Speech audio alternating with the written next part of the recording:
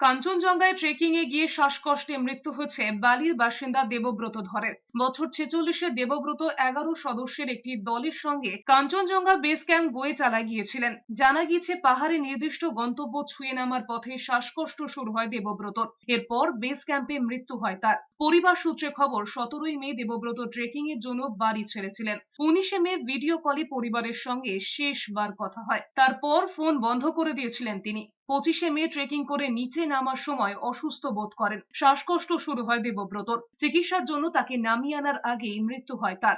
দেবব্রত স্ত্রী ছাড়াও 2 সন্তান এবং বৃদ্ধ মা রয়েছেন।